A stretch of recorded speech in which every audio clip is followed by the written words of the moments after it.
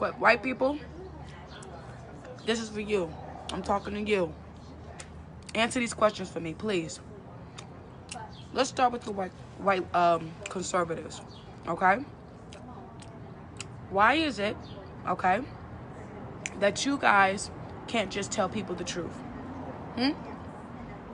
Why is it that you know the truth, but you're so bound by color that you can't tell the truth? I have a question. Are you scared of telling me the truth because I'm black? If I'm wrong, are you scared to tell me because I'm black? Shouldn't you just tell me that I'm wrong? If you know that what I'm saying and the things I believe in have discrepancies, do you feel bound by your own skin color that you can't tell me the truth? Huh? I like to know that. I don't understand why we are not waking up. And I'm addressing the white conservatives first because I feel like you guys have already kind of taken a stance, a conservative stance to really stand in truth. And now all of a sudden, I'm seeing a lot of you backing out. I'm seeing a lot of people being bound by their skin color to where they can't tell the truth because they have a certain color of their skin. I'm not understanding that. White people, why? Do you know this is a disjustice to us? Do you know that you're just as bad as the white liberal when you feel intimidated to tell the truth just because you're white? And let me tell you something. Little do you guys know, my great-grandma is white on my mom's side. My great-grandma. So I'm not even fully black, if you want to call it that. I mean, are we really all fully one thing? Can we not just be mixed in? Do we not all come from Adam and Eve? Do we not? And Noah and his wife after the flood? I don't understand. Why is it that you guys continue to allow bullyism to control you? And if you have some that are bold enough to come out and say, you know what, this is how I feel, these are my discrepancies, and you're unapologetic about it. But white conservatives, it's time to stop being apologetic. You need to be unapologetic. You should not be bound by your skin color to the reason why you can't tell someone the truth, okay? Listen, that's an injustice to us. We need to hear the truth. We live off of victimization. We are fed by victimization. We cannot afford it anymore. Our country cannot afford it. When are you people going to wake up and realize that truth is what sets us free? When you have the fear of man, it is a snare to your own self. That's what God says. Fear of man is a snare to you. And so now not only is it a snare to you, it's going to be a snare to someone else because you're not telling the truth. And then you're trying to justify. And why are you trying to justify? Because you're trying to protect yourself. Do you know fear of man is cloaked? No. Fear of man is a cloak for selfishness. Let me know if you guys can hear me. Fear of man is cloaked, but the root of it is selfish. Do you hear me? You're trying to protect yourself. You're trying to be perceived as something, and you don't want them to assume that you're not that because you said a statement. Well, you know, more black people are killed by blacks than by cops. But, you know, I'm white, so maybe I can't say that, and maybe people are going to think that I'm racist. Listen, a fact is a fact. I have so many white Christians who call me and ask me, hey, Bev, can I say this? Hey, Bev, can I say that? Because, you know, I'm white. It might be offensive and all of this stuff like that. And my thing is this. I have to tell them, why are you asking me if you can say something because you're white? You have every right to say what's on your mind, and especially if you're a Christian. If you are a Christian, you have every right to judge and call out things. Paul says this. He says, I never really told y'all to to stay away from unbelievers. When I said stay away from drunkards and this, that, and the other, I was speaking about unbelievers. But he says you have a right to judge those who say they're Christian. And if they want to be living a life of sin and still claiming they're Christian, you don't even eat with people like that. This is what Paul says, and I'm paraphrasing what he said, but you understand what I'm saying. At the end of the day, you cannot allow your skin color or anybody else's skin color to bind you from being honest and telling the truth. That is the pit of the enemy, and that is the snare when it comes to white culture. Now let's talk about something else, white liberals. This is a big thing. Any of y'all know Terrence Williams? So I just seen on Terrence Williams' show or his page that he posted a video. What was the video I made? White men and women kissing. So white men and women were kissing black Israelites' feet. Okay? And then in another video, white Christians were bowing to black Christians in a sense of, I guess, apologizing for George Floyd. Kneeled and bowed. My Lord have mercy. And y'all don't see that as a problem? White liberals, this is my question with y'all. Why are y'all so deceived? Okay? I got a question. Am I a charity case? Do I look like I'm a charity case? Do I look like I need people to go out with Black Lives Matter signs and protest because I'm being discriminated against? Are you more privileged than me? Am I less than you? Am I just another descendant of a slave? Sweetie, guess what? I paid for my meal just like everybody else here paid for their meal. I'm drinking my water just like everybody else here is drinking their water. And there's people of different races here. Well, I drive a car just like every other race drives a car. I have a nice crib. I got a good job. I make decent money. I got an iPhone or whatever kind of phone. I got internet. I got everything else that any other person of any other race would have. I have every opportunity that any other person of any race would have. So where does the inequality come? And my question to you is this. If you feel like black people are so discriminated against, and if you feel like we're not treated equally, my question is, did civil rights actually work, or was it a failure? Was Martin Luther King a failure? And Patrick Hampton is the one who really helped me use that angle. Was Martin Luther King a failure? Was the civil rights movement a failure? Because technically, when you stand outside of your nice suburban neighborhood with Black Lives Matter signs putting me on blast because I'm black, okay, you're basically insinuating that civil rights didn't matter. You're basically insinuating that Martin Luther King didn't matter. You're basically insinuating that the abolishment of slavery didn't matter. It didn't work. So Frederick Douglass and Booker T. Washington and all these guys just go on the ground, right? It's a bug, I can stand bugs. Satan, get away from me. Anyway, that's what you're basically insinuating. Why? White liberals, listen to me. I don't need your charity case. I am free, baby. And for all of those black people who want to swear up and down that you're not free because you're black and you're still oppressed, I'm going to tell you something right now. It's because you're not saved, you don't know Jesus Christ, and you're a loser. Because only a loser gonna think like that. I wish I never in my mind thought all my life that I would be oppressed because I'm black. So now I'm basically agreeing with the fact that I'm oppressed and I can't have certain things in life because I'm black. And I'm going to blatantly say it out loud. I'm black, so I don't have equality and I need affirmative actions because I can't get this, I can't get that. Boo, let me tell y'all something. My plate never empty. I eat good. What you mean? It don't matter what color I am. It's about who you are in your character. Are you one that's lazy and wants to sit and live off of government? Or are you willing to get up and grind and work for what's yours? And I'm going to tell you something right now. The Bible says, do not covet. Don't be jealous of someone else because they have a nice car and a nice house and a nice this and nice that. You don't know what cost they had to pay to get that. So now you're looking at them and their nice Lamborghini or their nice mansion and you're judging them because they have it and you don't. But you don't know what they had to do to get that. You don't know whether their family hundreds of years ago were able to work and dedicate themselves to make sure their family had this. You don't know how they got it. Stop hating. It's a lot of player hating cloaked in inequality, if you ask me. That's what I truly believe. It's player hating at its highest form. You need to put more laws in so that we can have what they have. Basically, you're jealous. You're full of envy. You're full of strife. I'm going to tell you, I just was I'm in Indiana now, but I was in Chicago at Nini's Dino. And these people were getting harassed. Christians, Spanish Christians were getting harassed. Their business getting harassed. Threatened that they would protest their business because they did not acknowledge Black Lives Matter. Yet this is a Christian company. Okay? Hear me out. The people that are harassing them are like some young white kid from Connecticut. He's not even from Chicago. And harassing them, threatening to protest their business and burn it down because they're not acknowledging Black Lives Matter. And guess what? The dude was white. Well, I just feel like they need to acknowledge it. I had to get on the phone with the dude. And I had to explain to the dude. I said, listen, bro, I don't understand. Listen, bro, you see me? I'm black. I'm bona fide black. There's no question that I'm black. I'm not sitting here threatening that man's business because he's not acknowledging Black Lives Matter. He doesn't have to acknowledge that. Why does he have to acknowledge that? He's a Christian. Oh, you know what he did? He hung up the phone on me.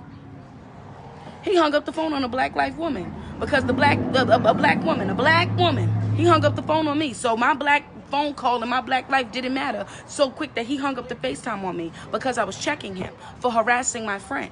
Their family built that business from the ground 10 years in. 10 years in, and now they're being ridiculed. They're being threatened because they're not acknowledging Black Lives Matter, because they prefer to acknowledge all lives matter. Because guess what? All lives, whether you like it or not, they matter. And now you got George Floyd's funeral going on right now, and you got the whole liberal team there. Everybody. You got Al Sharpton, Crooked Al Sharpton, Jesse Jackson. Who else? Sheila Jackson. Whoever else. All them devils. You know, those are sellouts. Let me tell you something. Let me tell you what a black liberal is. They say I'm an Uncle Tom. I'm an Uncle Tom. That's true. I am an Uncle Tom. Uncle Tom was a man of God. Inspired. Read his book, Uncle Tom's Cabin. Uncle Tom was a man of God. Yes, my name is Bevelyn, and I'm an Uncle Tom. Hi, Bevelyn. I'm an Uncle Tom. But let me tell you something. A black liberal ain't nothing but a house Negro. I said it. I just said it. Drop the bomb. Boom. A black liberal ain't nothing but a house Negro. Tell me I'm not lying. Y'all so pressed to keep that welfare. Y'all so pressed to stay in Master's house. Y'all so pressed for Master to swear up and down that Black Lives Matter and that y'all need Master and Master need y'all. Baby, I'm out on the field grinding for mine. I don't need nothing from nobody. I got Jesus, baby. Y'all are house Negroes. A black liberal is nothing but a house Negro. I said it and I meant it. And that's the problem. So yeah, you go Al Sharpton, all of them. Those are the overseers of all the house Negroes. They manage them. They keep them intact. This is what Al Sharpton and Jesse Jackson do. They manage all these house Negroes. They find new ways to keep them on board. They find new ways to keep them enticed. They build new incentives. LeBron James, house Negro. Stephen Curry, he turning into a house Negro. Who else? All of them. Snoop Dogg, super house Negro with dreads and a blunt. These are nothing but house Negroes. Let's call a spade a spade. I'm an Uncle Tom because I'm a woman of God. I'm an Auntie Tamisha because I'm definitely serving the Lord. I don't got nothing to do with none of that. I don't need to be voting in this and voting in that and putting in a president who's telling me if I don't vote for him, I ain't black. Okay, Massa. You know, we got to vote for Massa because Massa said if we don't vote for him, we ain't black. And then he going to kick us out of the house. I'm calling a spade, and I don't care who don't like it. I really don't. I'm calling a spade. I'm tired of y'all. White folk, I'm warning you now. If you call yourself a Christian and you white, I don't care what color that person is. You have no right to withhold the truth from them. And if you do, you're selfish.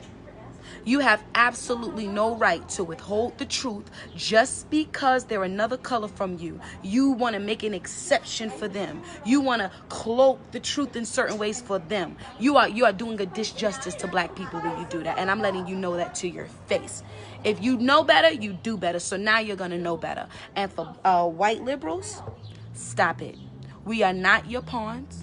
We are not a charity case, and we don't want to be your charity case. For you to even say that you're privileged, you're basically telling me I'm underprivileged. That if I wasn't saved, I'd slap you in your face. What, excuse you? What do you mean? What do you mean I'm underprivileged? I grew up in Charlotte, North Carolina before I moved to the North. I can never say that I didn't feel privileged because I was black. I'm going to be honest with you. I felt more attacked being a Christian than I ever felt being black. I feel more weight identifying myself as a woman of God than I do being black. Black has nothing to do with nothing. And I'm going to tell you something. Black folk, y'all segregate yourselves. Y'all do this to yourselves. Y'all make everything about black. Everything got to be black. You got to have black businesses, black entertainment television. If you had white entertainment television, it would be racist. Huh? Oh, this ain't it. David Titus, you a clown. You a clown in denial. I'm calling you out. You are a clown in denial, and I'm going to tell you why you're a clown. Because rather than hear the truth, you will choose to reject it so that you can get saved and renewed of your mind. So you know what you are? You're narcissistic and you're a victim. And you got too much time on your hands to be on my live. So that means you got a lot of time because you want to get up on my live and not change the fact that you're really playing into the hands of a victim. That's a loser mentality if you ask me. Nah, the logic ain't awful. The logic is solid. 2 + 2 = 4. You a clown. I'm declaring and decreeing in the name of Jesus that you take off that clown suit. You need to get saved. I remove that clown suit in the name of Jesus. Come out. Come out of that clown suit. Stop being a clown and be a man. Put on that robe of righteousness. What she say? What did you put on? The robe of righteousness. Put on that robe of righteousness. Jesus clothes. Jesus looking like robe. Bozo the Clown. Come on. That's what y'all got us looking like. Bozo the Clown. Oh, you know, we black. We can't have this. We can't have this. You know, that logic ain't right because really there's some systematic racism. Let me tell you about the systematic racism. Let me put something in your bag real quick. Systematic racism came because y'all voted it in. That's right. Your ancestors. Let's talk about it. Systematic racism came from Lyndon B. Johnson. And don't get it twisted. Systematic racism happened back then because guess what? The Democrats couldn't stand Republicans. The only people, black people, were Republican. Republican Party is the party of the blacks. Don't get it twisted. Where you think the KKK come from? Democrats, aka Dixiecrats, okay? Why you think people were getting hanged back in the South? Because they were voting Republican. They were booted, battered, mistreated, manipulated. Their families were hung if they voted Republican. Do you know all of KKK was about was controlling the South and controlling votes? Let's call a spade a spade. That is why. Bro, this man is killing me. He get me in my emotions. Let me calm down. Listen to me. Listen to me. You get me in my bag, but I'm not trying to be ghetto. I'm trying to be, you know, I'm trying to keep it cool. Listen to me, my friend. Listen to me, my friend. Hear me out clearly. The Republican Party is the party of the blacks. The KKK, the people, the Confederate Army, they were Democrats. Democrats. Sweetie, they fought to keep slavery. Stupid. Come on, wake up. Wake up. They're the ones who fought to keep slavery. Everyone switched. Ain't no such thing as the big switch. Now you just made yourself look extra stupid, David. Please stop it. Now you're looking like super stupid with a cape. Bro, I'm begging you, just for your own sakes, just stop. Listen to me. There was no such thing as a big switch. And let me tell you, I'm going to put you up on game because you obviously are undereducated. So I'm going to help you out because you're my brother and I love you. Listen to me.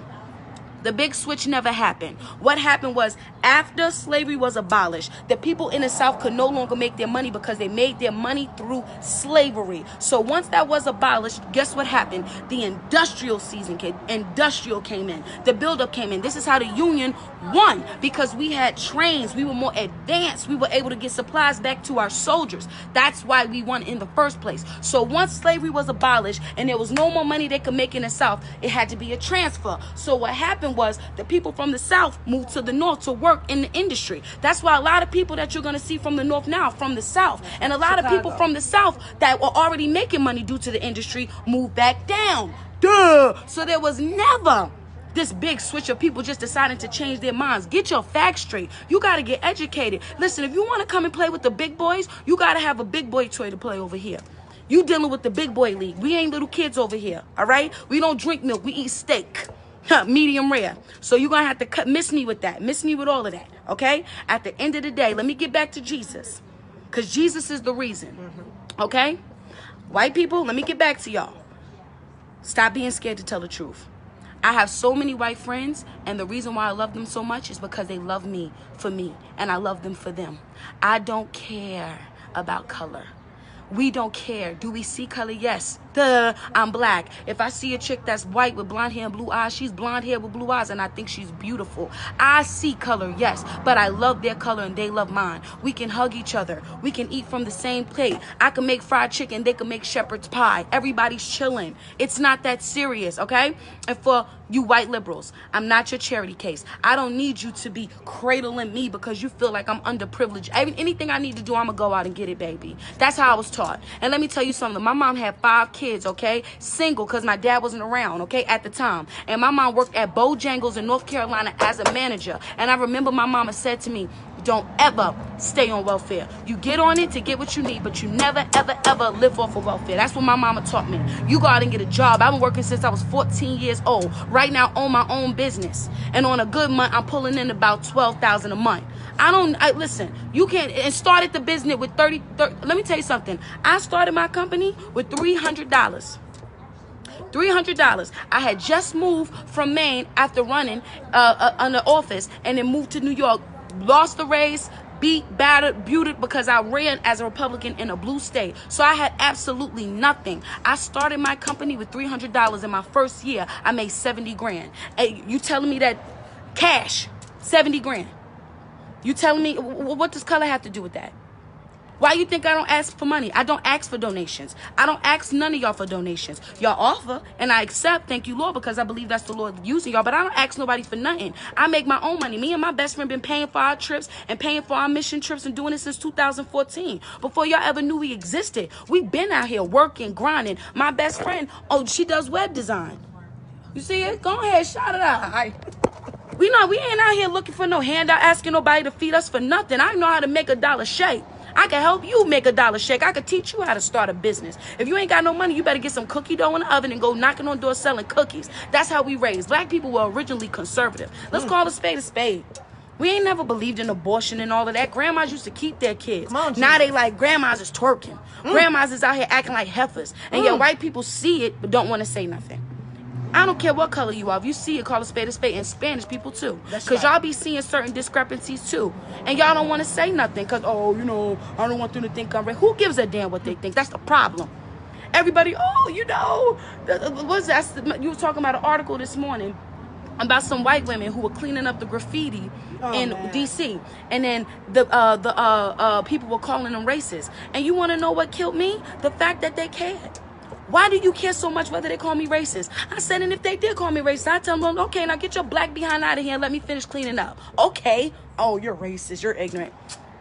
Bro, listen, miss me with that. I don't got time for that. I got bigger fish to fry. That's the problem. Y'all keep allowing people's opinion to affect y'all every day.